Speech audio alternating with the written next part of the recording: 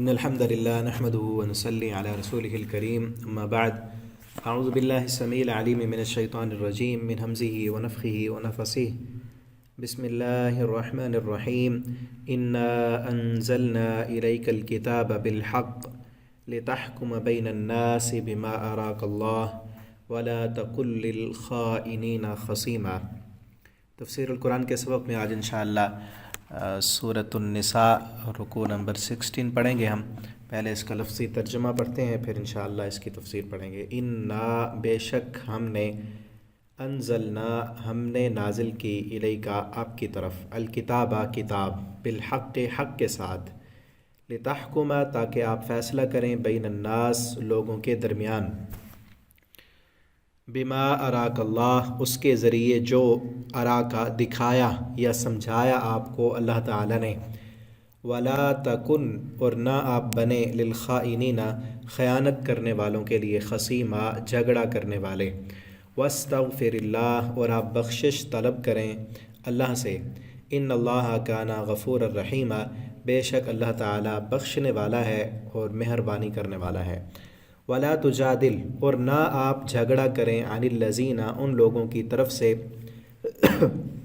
یختانون جو وہ سب خیانت کرتے ہیں، انفسہم اپنے نفسوں سے، ان اللہ بے شک اللہ تعالی، لا یحب نہیں وہ پسند کرتا اسے، من کانا جو ہو، خوانن بہت خیانت کرنے والا، اثیما گنہگار، یستخفون وہ سب چھپتے ہیں، من الناس لوگوں سے، ولا یستخفون اور نہیں وہ سب چھپ سکتے، من اللہ اللہ سے، وہو معہم حالانکہ وہ ان کے ساتھ ہوتا ہے، اذ یبیتون جب وہ سب براتوں کو مشورہ کرتے ہیں، ما لا یرضا جو وہ نہیں پسند کرتا، من القول بات سے، وکان اللہ بما یعملون محیطا اور اللہ تعالی اس کو جو وہ سب عمل کرتے ہیں گھیرے ہوئے ہے۔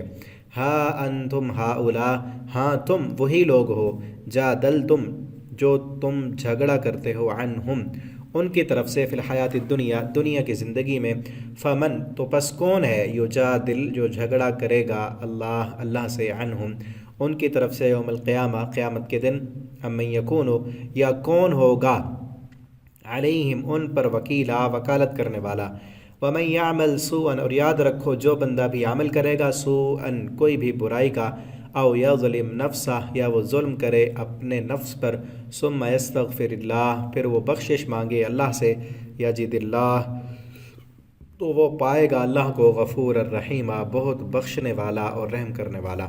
ومن یکسب اور جو بندہ، یکسب کماتا ہے، اسمن کوئی گناہ، فانما تو در حقیقت، یکسبہ وہ کماتا ہے اس گناہ کے وبال کو، علی نفسی اپنی جان پر، وکان اللہ علیما حکیما اور اللہ تعالی خوب علم رکھنے والا اور خوب حکمت والا ہے۔ ومن یکسب خطیئۃ اور جو ارتکاب کرے گا کسی خطا کا، کسی گناہ کا، او اسمن یا کسی گناہ کا، ثم پھر، یرمی وہ تہمت لگا دے گا، بھی اس کی، بریئن کسی بری بندے پر، بے گناہ پر، فقد تو یقیناً، احتمل اس نے بوجھ اٹھایا، بہتانن بہتان کا، و اسم مبینہ اور کھلے گناہ کا۔ یہاں تک یہ رکوع کمپلیٹ ہوا۔ اس رکوع میں جو ہم ابھی تفسیر اس کی پڑھنے جا رہے ہیں، اس کے پس منظر میں ایک واقعہ بیان کیا جاتا ہے، اور اسی واقعے کے متعلق یہ پورا رکوع ہے، ٹھیک ہے، بلکہ اس کی اگلے رکوع کی بھی ایک آیت وہ بھی اسی واقعے کے متعلق ہی ہے، وہ کل ہم پڑھیں گے اگلے سبق میں انشاءاللہ۔ تو اس رکوع میں جو واقعہ بیان کیا جاتا ہے، پہلے وہ میں آپ کو بیان کرتا ہوں، پھر اس کی تفسیر پڑھتے ہیں، اور جو بھی اس میں ہمارے لیے اسباق ہیں وہ بھی سامنے آ جائیں گے انشاءاللہ۔ یہ نا ایک انصار کے قبیلے کا ایک بندہ تھا جس کا نام بشیر بن عبیرق تھا، اور انصاری قبیلہ، اس کا نام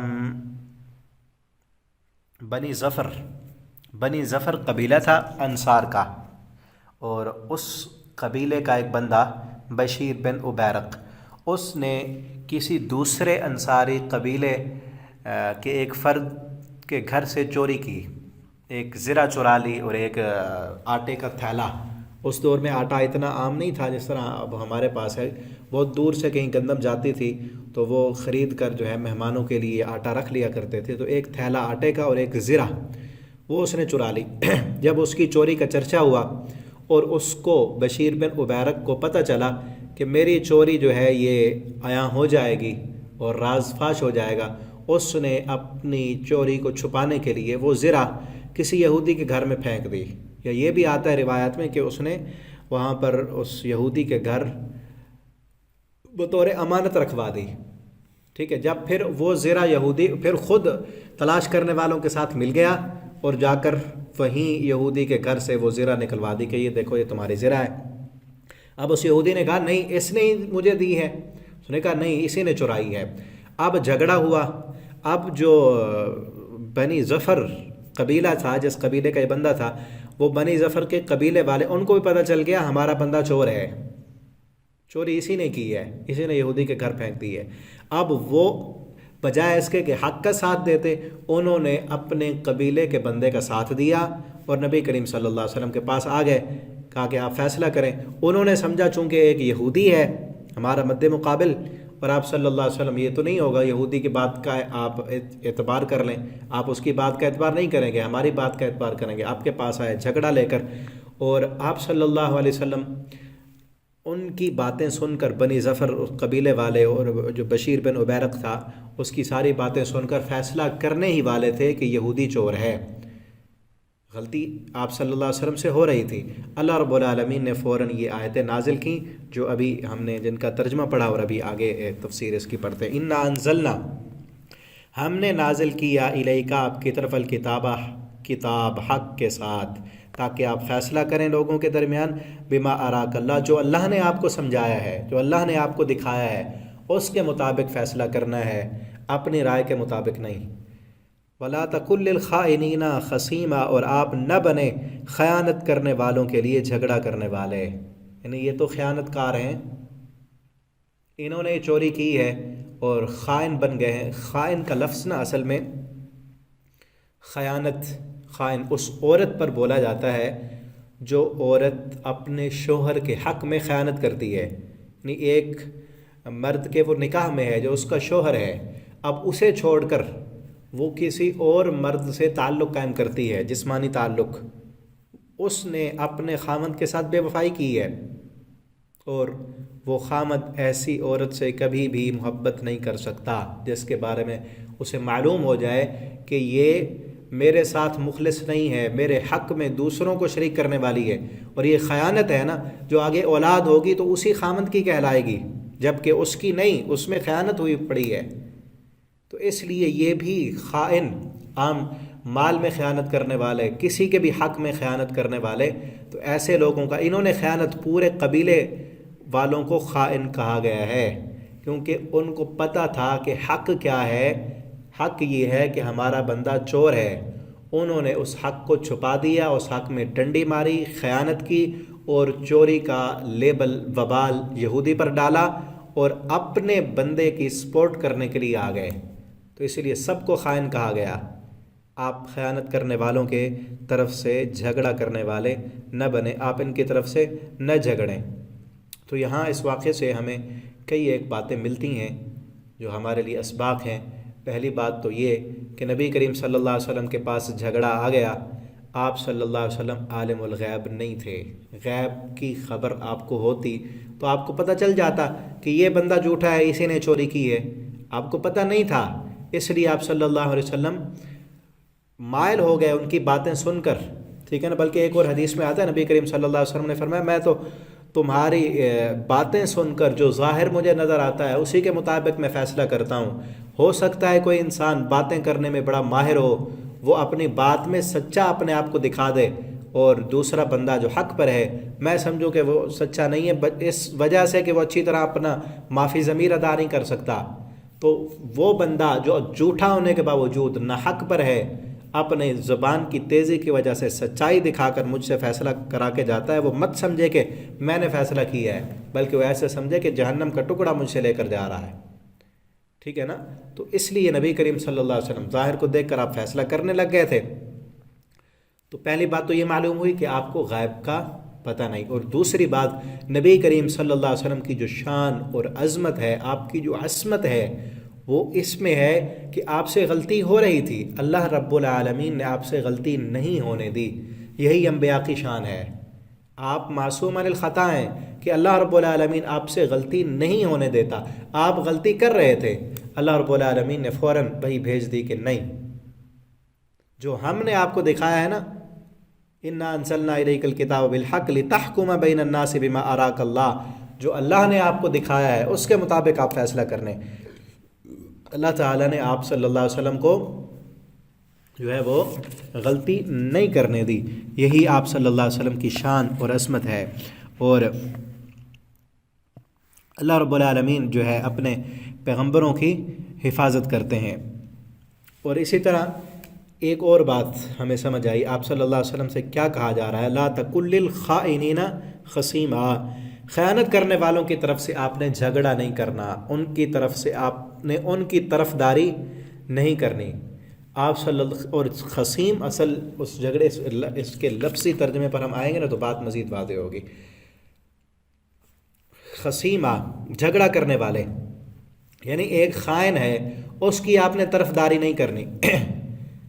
آپ صلی اللہ علیہ وسلم نے قیامت کے دن وکالت کرنی ہے، آپ صلی اللہ علیہ وسلم نے سفارش کرنی ہے، اور اپنی امت کے گناہ گار لوگوں کو آپ صلی اللہ علیہ وسلم کی سفارش کی وجہ سے اللہ نے جنت دینی ہے، ٹھیک ہے۔ لیکن آپ صلی اللہ علیہ وسلم کی سفارش کا مستحق بننے کے لیے ہمیں بھی کچھ کرنا ہے۔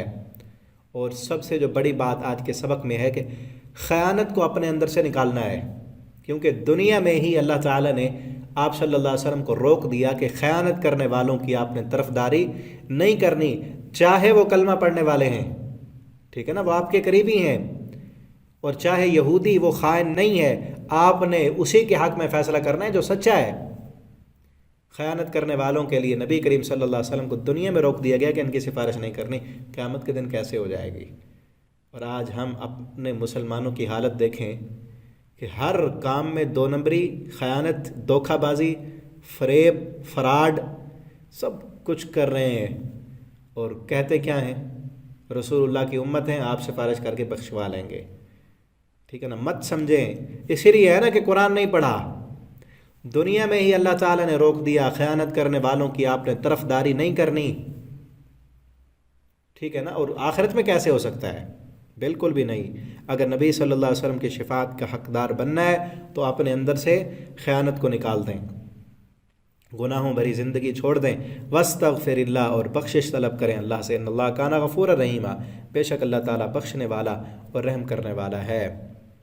نبی کریم صلی اللہ علیہ وسلم کو کہا جا رہا ہے، جبکہ یہ ہے کہ غلطی تو آپ صلی اللہ علیہ وسلم نے نہیں کی، اللہ تعالیٰ نے آپ کو روک دیا، غلطی نہیں ہونے دی، لیکن بغیر تحقیق کے آپ صلی اللہ علیہ وسلم نے جو خیانت کرنے والوں کی حمایت کی، اس پر اللہ رب العالمین نے آپ صلی اللہ علیہ وسلم سے جو ہے کہا کہ آپ بخشش طلب کریں، اور یہ بخشش جو ہے یہ گناہوں کی معافی کے لیے نہیں بلکہ درجات کی بلندی کے لیے ہے، کہ آپ مزید استغفار کریں تاکہ اللہ رب العالمین آپ کے درجات بلند کر دے۔ اور آپ صلی اللہ علیہ وسلم فرماتے ہیں کہ میں ایک مجلس میں 70 مرتبہ سے زیادہ جو ہے وہ اللہ تعالیٰ سے استغفار کرتا ہوں۔ وہ یہ نہیں ہے کہ آپ صلی اللہ علیہ وسلم معاذ اللہ گناہ کرتے تھے، نہیں، آپ صلی اللہ علیہ وسلم نے ساری زندگی کبھی کوئی گناہ نہیں کیا، گناہ نام کی کوئی چیز آپ کے کھاتے میں نہیں ہے، لیکن اس کے باوجود بخشش کس لیے؟ تاکہ درجات بلند ہو جائے، اور دوسرا امت کو سبق دینا ہے کہ نبی کریم صلی اللہ علیہ وسلم جنہوں نے غلطی نہیں کی وہ اس قدر استغفار کر رہے ہیں، تو ہمیں چاہیے کہ ہم زیادہ سے زیادہ استغفار کریں، اور ہر وقت استغفار کرتے رہیں، اللہ سے معافیاں مانگیں، معافی کا سوال کرتے رہیں۔ معافی مل گئی تو سمجھو سب کچھ مل گیا، اگر معافی نہیں ملی تو پھر کچھ بھی نہیں ملا۔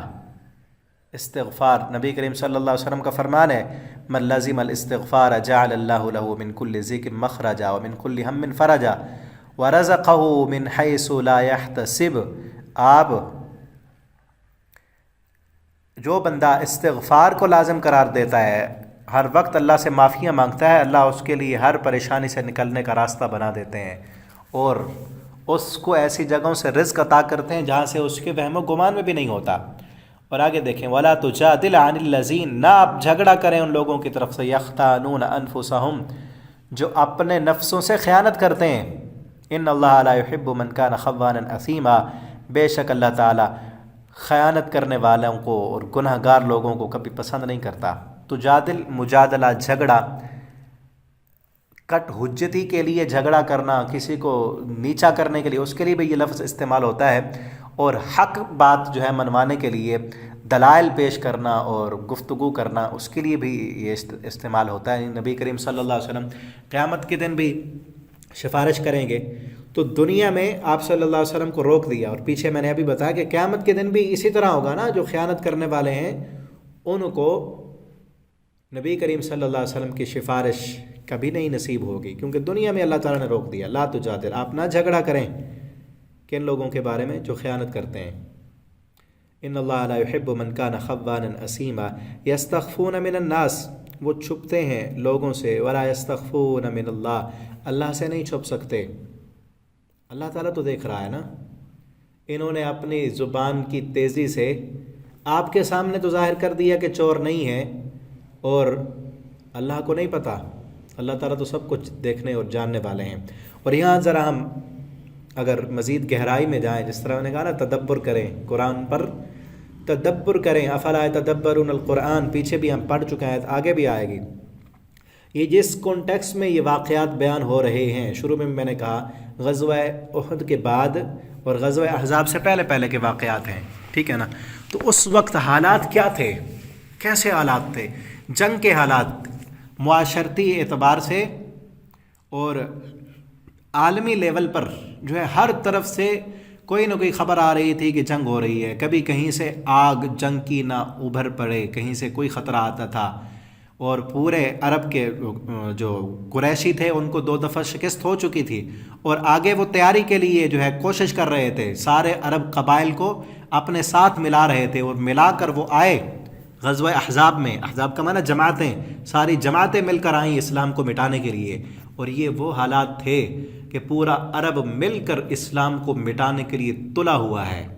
ایسے حالات میں مسلمانوں کو کیا بتایا جا رہا ہے، کیا سمجھایا جا رہا ہے؟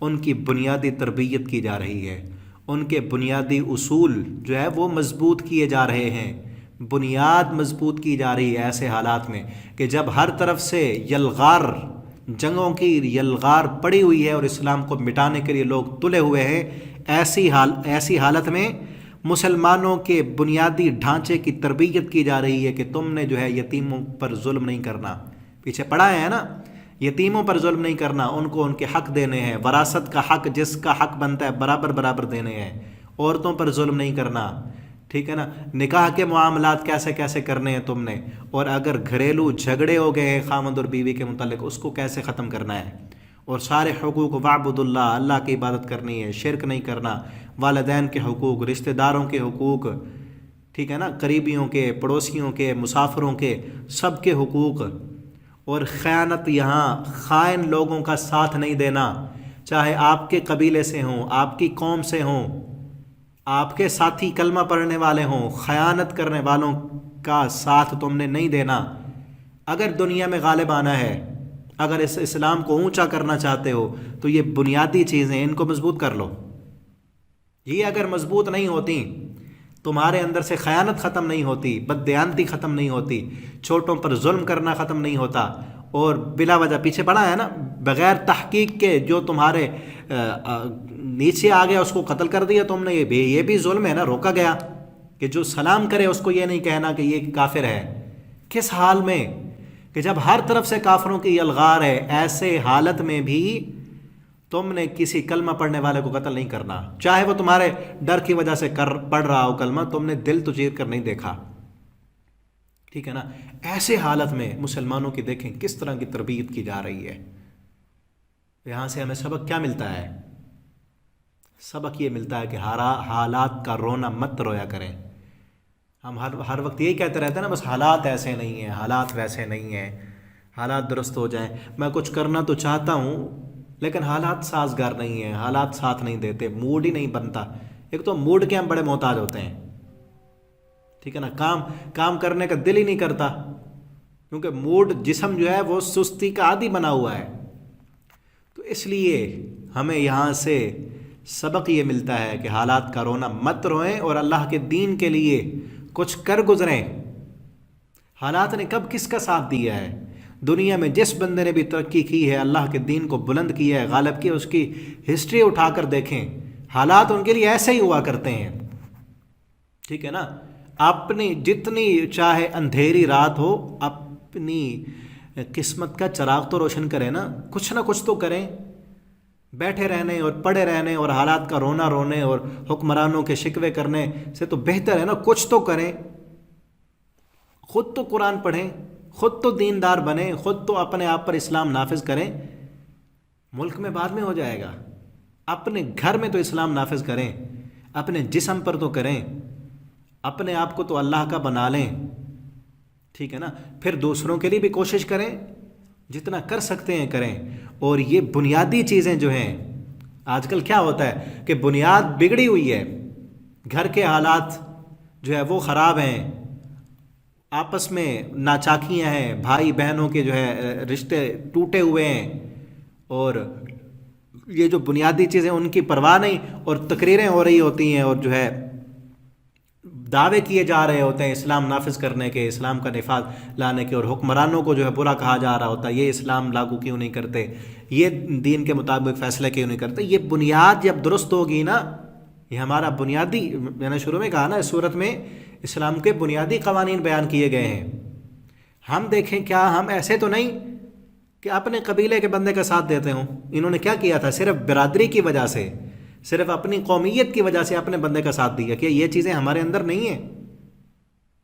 آج لوگ عدالت میں اگر کوئی ہو نا، کیس ہو، کوئی پرچہ ہو، کوئی بھی مسئلہ ہو، اس بندے کا ساتھ دیں گے جس سے اس کو دنیا کا مفاد ملتا ہو۔ اور یہاں یہ بھی ہمیں سبق ملتا ہے نا کہ وکلاء برادری، جہاں تک بھی میرا پیغام جائے آگے بھی آپ پہنچایا کریں، میں آپ سے ریکویسٹ کرتا رہتا ہوں۔ وہ لوگ جن کا شعبہ وکالت ہے، آج کیا ہوتا ہے ہماری عدالتوں میں؟ ایک وکیل وہ یہ نہیں دیکھتا کہ میں وکالت کر رہا ہوں، کیا میں جس کی وکالت کر رہا ہوں وہ حق پر ہے یا نہیں، وہ صرف یہ دیکھتا ہے کہ فیس مجھے کتنی ملے گی، چاہے وہ قاتل ہی کیوں نہ ہو۔ قاتل کو وکیل نہیں مل جاتے؟ اگر اس بات پر غور کرنے لگ جائیں تو آدھے جرم تو خود بخود ہی ختم ہو جائیں گے۔ جب مجرم چور کو پتہ ہوگا میرا کوئی وکالت کرنے والا مجھے نہیں ملا گا، جب قاتل کو پتہ ہو مجھے کوئی وکیل ہی نہیں ملے گا، تو کیسے وہ قتل کرے گا؟ آج تو پتہ ہے نا قاتل کو کہ ایسا تگڑا وکیل، بس فیس ہی لگے گی نا، اور جج صاحبان کو بھی پیسہ مل جائے گا اور میرے حق میں فیصلہ ہو جائے گا۔ جبکہ اللہ تعالیٰ کیا کہہ رہے ہیں؟ بنیاد مضبوط کرو۔ خائن کی طرفداری تو ہم نے پورا رکوع، اللہ نے پورے رکوع سے بھی زیادہ ہے۔ ٹھیک ہے نا؟ تو یہ ساری چیزیں اللہ تعالیٰ نے اسی لیے بیان کی ہیں کہ اپنی بنیاد کو مضبوط کرو۔ اور یہاں یہ دیکھو سب سے اہم ترین بات اس آیت میں جو ابھی پڑھ رہے ہیں، یستخفون من الناس، لوگوں سے چھپتے ہو، اللہ سے کیسے چھپو گے؟ مت سمجھو کہ تم اللہ سے چھپ جاؤ گے۔ کالی رات، سیاہ رات میں کالے پتھر پر چلنے والی کالی چیونٹی کے قدموں کی آہٹ کو بھی وہ سن لیتا ہے، اس سے تو تم نہیں چھپ سکتے نا۔ اذ یبیتون، جب راتوں کو مشورہ کرتے ہو، اسلام کے خلاف پلاننگ کر رہے ہوتے ہو، اللہ کو سب پتہ ہے۔ اور خصوصاً آج میرے نوجوان بھائی، یہ نیٹ والے موبائل نے ہمیں کہاں پہنچا دیا ہے۔ یہاں پر اس پر موبائلوں پہ 36 لاکھ لگائے ہوتے ہیں۔ کس لیے؟ کس سے چھپتے ہو؟ آج باپ سے چھپتے ہو، ماں سے چھپتے ہو، استاد سے۔ ولا یستخفون من اللہ، اللہ سے تو نہیں چھپ سکتے نا، اس کا حیا کرو۔ جو چیزیں اس موبائل نیٹ پہ تم اپنے باپ کے سامنے نہیں دیکھ سکتے، ماں کے سامنے نہیں دیکھ سکتے، وہ اللہ کے سامنے دیکھتے ہو۔ کہاں گئی ہماری مسلمانی؟ اس نیٹ نے ہماری تنہائیاں جو ہے وہ امتحان بنا دی ہیں۔ ٹھیک ہے نا؟ بچ جائیں اس سے، ورنہ میں ایک حدیث سنا کے بعد آگے سبق پڑھتے ہیں، پورا کرتے ہیں۔ نبی کریم صلی اللہ علیہ وسلم کا فرمان ہے، سنن ابن ماجہ کے اندر حدیث ہے، قیامت کے دن جب فیصلہ ہو رہا ہوگا، بعض لوگ آئیں گے، نبی کریم صلی اللہ علیہ وسلم نے فرمایا جن کی نیکیاں تہامہ پہاڑوں کے برابر ہوں گی۔ تہامہ مکہ کے اندر بہت بڑے بڑے پہاڑی سلسلے کا ایک نام ہے، ان پہاڑوں کے برابر بڑی نیکیاں اور اعمال ہوں گے، لیکن فیجعل اللہ ھباء منصورا، اللہ جب تولنے کی باری آئے گی نا، اللہ تعالیٰ ان کی نیکیوں کو اڑا کر بکھیر دیں گے۔ صحابہ کرام نے پوچھا اللہ کے پیغمبر کیا وجہ ہوگی، کیا سبب، کیا گناہ ہوگا؟ نبی کریم صلی اللہ علیہ وسلم نے فرمایا یہ وہ لوگ ہوں گے جو لوگوں کے سامنے نیکیاں کریں گے، نمازیں پڑھیں گے، صدقات و خیرات کریں گے، لیکن جب تنہائیوں میں ان کو گناہ کرنے کا موقع ملے گا تو انتہکوا محارم اللہ، بڑی دلیری کے ساتھ اللہ کی حرام کردہ چیزوں کو کر گزریں گے، تنہائیوں میں، بند کمروں میں، ٹھیک ہے نا، جب کوئی دیکھنے والا نہیں ہوگا، اس وقت وہ اللہ کی نافرمانیاں، بغاوتیں اور گناہ کرنے والے ہوں گے۔ اللہ ان کی لوگوں کے سامنے کی ہوئی نیکیوں کو راکھ میں اڑا دیں گے، کیونکہ جس رب کے لیے نیکی کرنی ہے اس رب کا حیا ہی نہیں۔ تو تنہائیاں اگر ناپاک ہیں، لوگوں کے ڈر کی وجہ سے ہم اچھے ہیں، یا ہمارا اس بندے کا دو حلیے ہوتے ہیں نا، ایک اس نے لحاف بنایا ہوا ہے، لوگوں کے سامنے بڑا نیک ہے، نمازی ہے، دیندار ہے، اور جب لوگ نہیں دیکھ رہے، تنہائیوں میں ہے، پھر اس نے اوپر والا جو ہے وہ لحاف نیکیوں والا وہ اتار دیا، اللہ کے سامنے جو ہے وہ باغی ہے، رب کا نافرمان ہے، بے حیا ہے۔ تو ایسے انسان کو جو لوگوں سے ڈرتا ہے، اللہ فرماتے ہیں مجھ سے ڈرتا نہیں، میں نے اس کی نمازوں کو کیا کرنا ہے۔ تو اس لیے اپنے اندر اللہ کا ڈر پیدا کریں۔ یستخفون من الناس، لوگوں سے چھپتے ہیں، ولا یستخفون من اللہ، اللہ سے تو نہیں چھپ سکتے نا ہم، ٹھیک ہے نا۔ اور جتنے بھی گناہ ہو گئے ہیں اللہ سے معافی مانگیں، چھپ کر کیے ہیں اللہ سے چھپ کر معافی مانگ لیں، سب کے سامنے معافی مانگنے کی ضرورت نہیں ہے، چھپ کر گناہ کیے ہیں نا، چھپ کر اللہ سے معافی مانگ لیں، اللہ رب العالمین بھی قیامت کے دن ان گناہوں کو چھپا کر معاف کر دیں گے اور جنت کا داخلہ دے دیں گے۔ اور یہاں ایک اور بات بھی یاد رکھیں، جو انسان چھپ کر گناہ کرتا ہے اللہ نے اس کے گناہ پر پردہ دیا ہے، پھر وہ خود جا کر بتاتا ہے اپنے دوستوں کو، خود بتا رہا ہوتا ہے کہ میں نے یہ گناہ کیا ہے، اللہ تعالیٰ ایسے بندے کے گناہ کو کبھی معاف نہیں کریں گے، کیونکہ اللہ نے پردہ دیا، اس ظالم نے اپنا پردہ خود چاک کر دیا ہے۔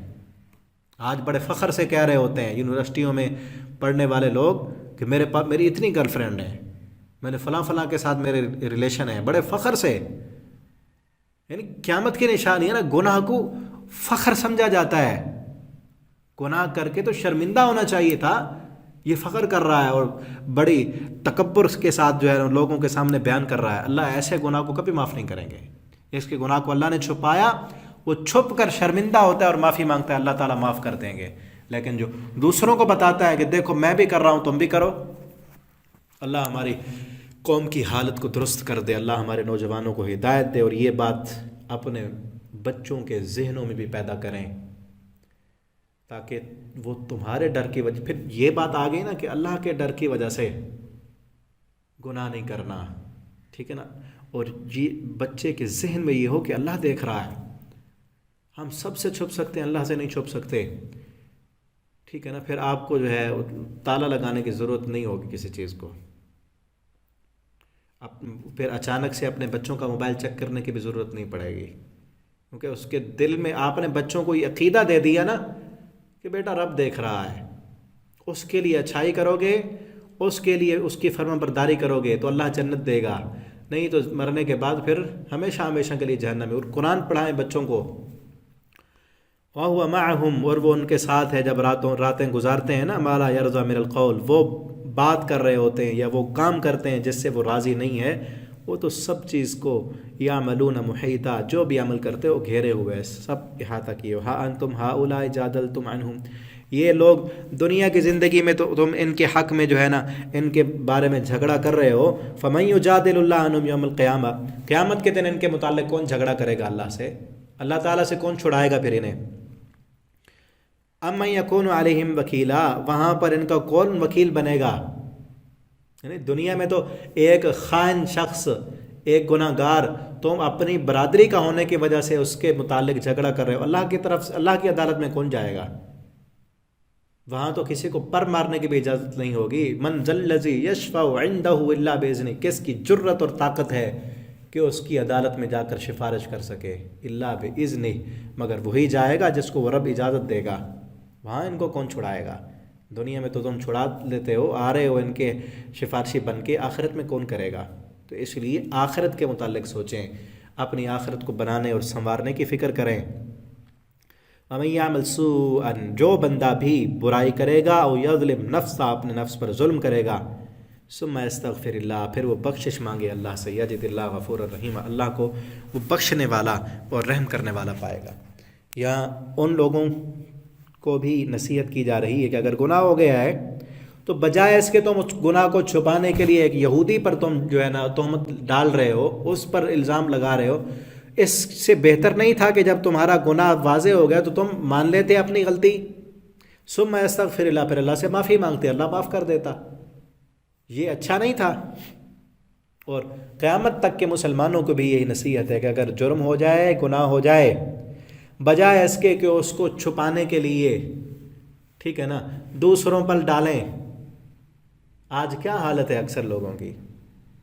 پہلے تو غلطی ماننی نہیں ہے، غلطی ماننی ہی نہیں ہے، اور جب پتہ چلے کہ اب پکڑے جا رہے ہیں تو پھر فوراً نہیں میرا قصور نہیں تھا، اس کا تھا، پھر فوراً دوسرے پر بلیم ڈال دیا۔ یہی عادت بن چکی ہے، ٹھیک ہے نا۔ جب کہ ہونا کیا چاہیے، غلطی مان لیں، تسلیم کر لیں اور معافی مانگ لیں۔ جتنی انرجی ہم جو ہے غلطی چھپانے کے لیے اور غلطی کے جو ہے وہ بہانے تراشنے کے لیے اور اس کے جو ہے سبب بیان کرنے کے لیے جتنی انرجی ہم استعمال کرتے ہیں، اس سے کم انرجی سے غلطی تسلیم کر کے معافی مانگنے میں کام ہو سکتا ہے، ٹھیک ہے نا۔ میں تو اپنے شاگردوں سے بھی کہتا رہتا ہوں، بچوں سے، کہ آپ غلطی مان لیں اور فوراً کہیں بس استاد جی غلطی ہو گئی، آئندہ نہیں ہوگا، بجائے اس کے نہیں میرا قصور نہیں تھا، اصل میں یوں تھا، چونکہ چنانچہ، ادھر ادھر کی باتیں، پتہ نہیں کتنی باتیں کرنی پڑتی ہیں ایک غلطی کو چھپانے کے لیے، کتنے جھوٹ بولنے پڑتے ہیں۔ اس سے بہتر نہیں کہ فوراً غلطی مان لیں، تسلیم کر لیں۔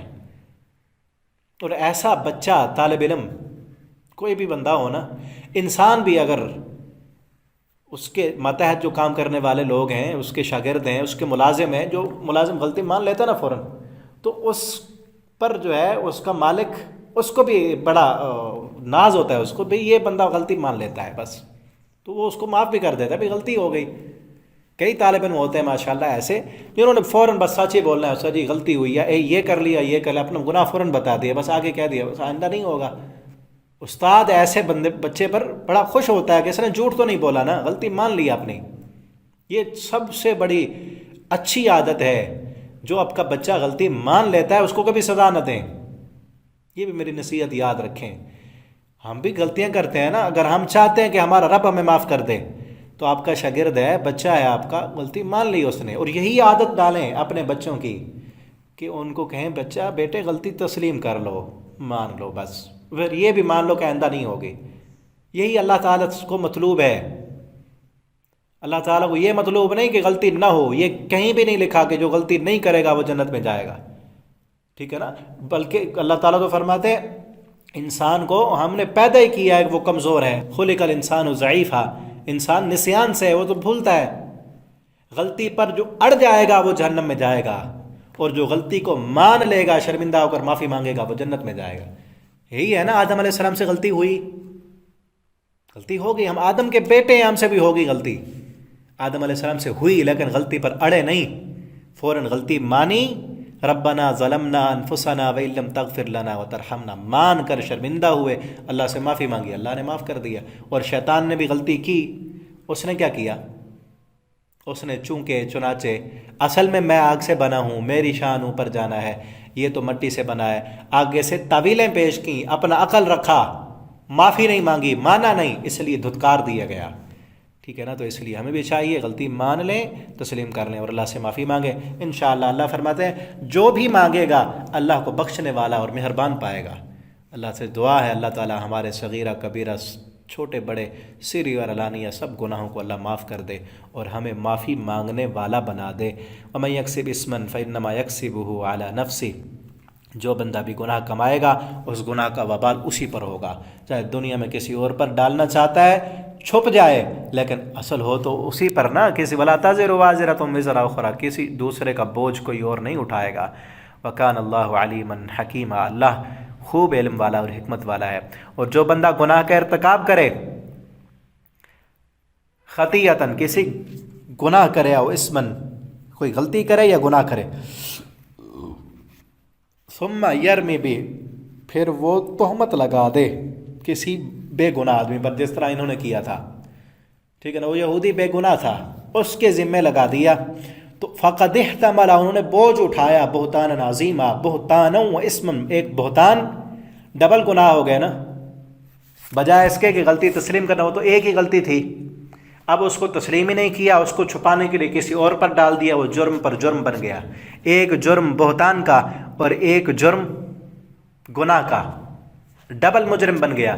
ایک سزا تو ملے گی چوری کرنے کی اور دوسری سزا ملے گی کسی اور پر چوری کا بہتان لگانے کی، ٹھیک ہے نا؟ جس طرح آج کوئی انسان اس سے گناہ ہو، غلطی اسی کی ہو، اب اپنی غلطی کو ختم کرنے کے لیے کسی اور پر لگائے تو ڈبل جرم ہو جائے گا نا، ایک جرم کا گناہ اور ایک بہتان کا گناہ۔ تو اس لیے واضح طور پر بتا دیا گیا کہ اپنی بنیادوں کو مضبوط اگر کرنا ہے، دنیا میں ترقی کرنی ہے، تو کبھی خائن لوگوں کا ساتھ نہیں دینا، حق پر رہنا ہے۔ اس چیز کو نہیں دیکھنا کون ہمارے قبیلے کا ہے، کس سے ہمارے دنیا کے مفاد وابستہ ہیں، کون ہمارا ساتھی ہے یا کون ہمارا دشمن ہے، حق کا ساتھ دینا ہے۔ اور یہ بات ہمیشہ ذہن میں رکھنی ہے کہ دنیا والوں سے تو چھپ سکتے ہو، اللہ کی نظر میں کبھی نہیں چھپ سکتے۔ اللہ تعالیٰ سے دعا ہے اللہ تعالیٰ ہمیں قرآن پڑھنے، سمجھنے اور اس کے مطابق اپنی زندگی بسر کرنے کی توفیق عطا فرمائے۔ والسلام علیکم ورحمۃ اللہ وبرکاتہ۔